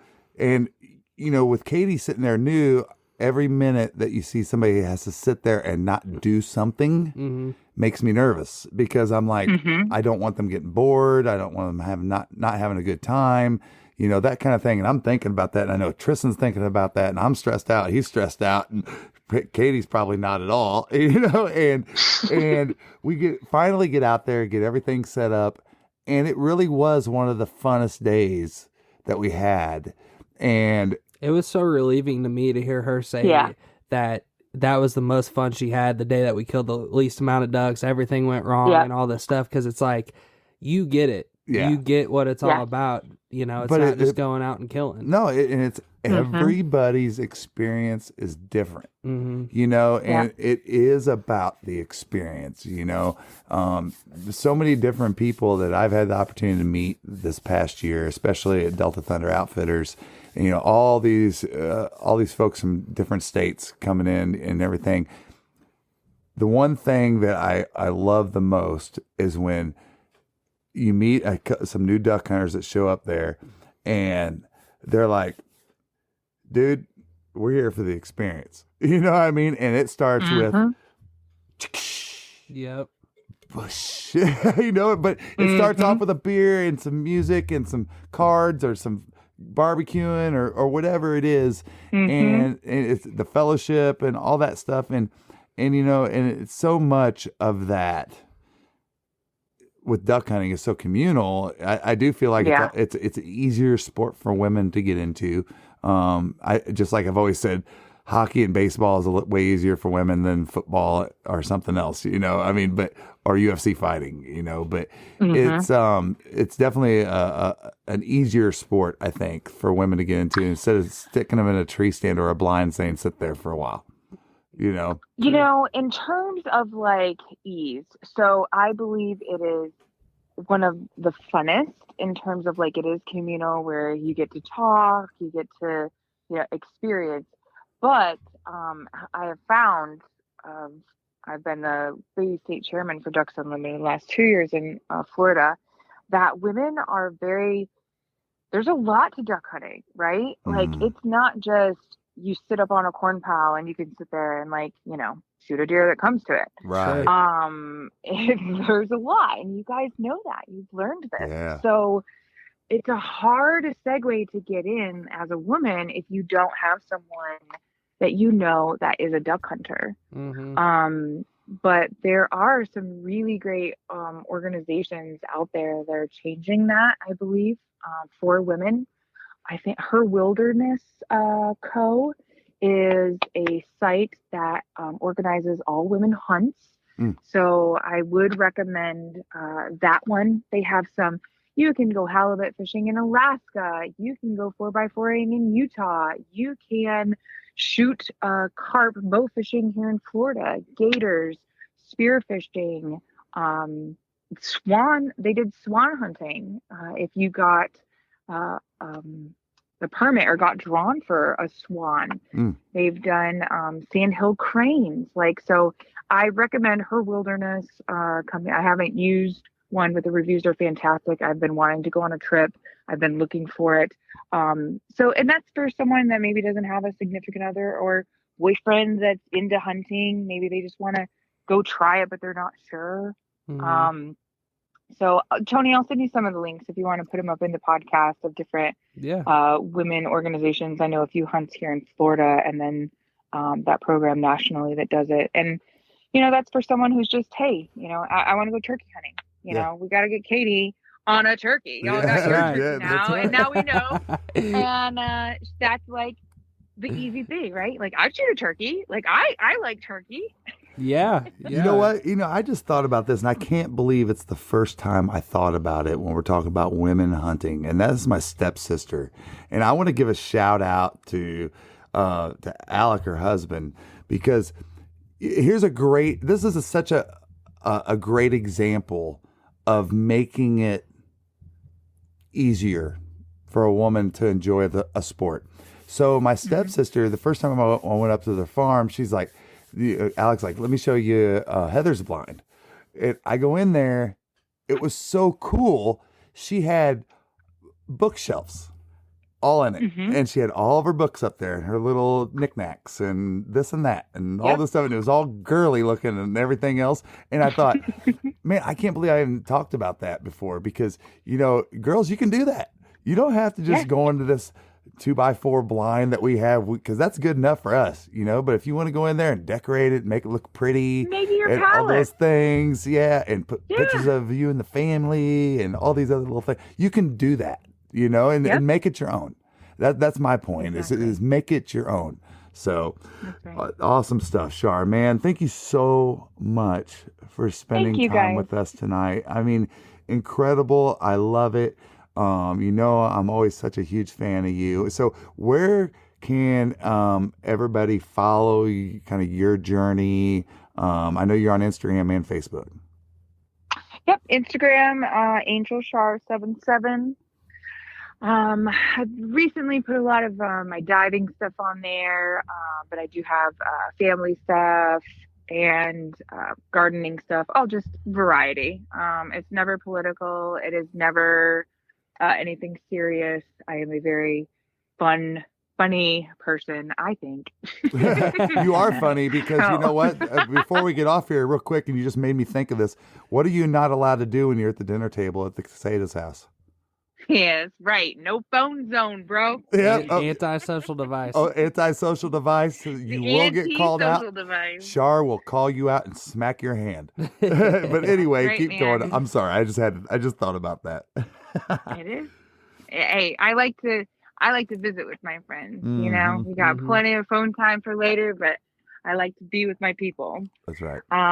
But yeah, my Instagram is my public persona, so to speak. My Facebook's my private, my family stuff, and that good stuff. But yeah, reach out to me on there, and we'll send you, Tony, some organizations that I think ladies would like. Yeah, and y'all, we'll throw up some. We're recording this, the video on this tonight, so we'll throw up some pictures. Char sent us some awesome pictures, some different games she's tackled. She shot a mallard modeled hybrid this year down in Florida, so she got a special little birdie down there, and some other really cool stuff. So, man, thank you so much again for being on the show tonight.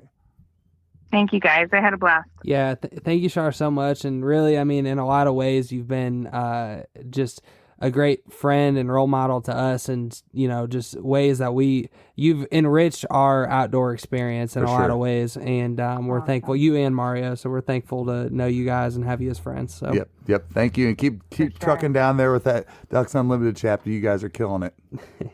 Oh yeah, and hopefully I'll have my Wahoo this year, so keep an eye out. All right, you take care. Have a good night. I've been southbound, I've been hellbound, riding on a midnight train. Going too fast now, think I'll slow down, standing in the pouring rain.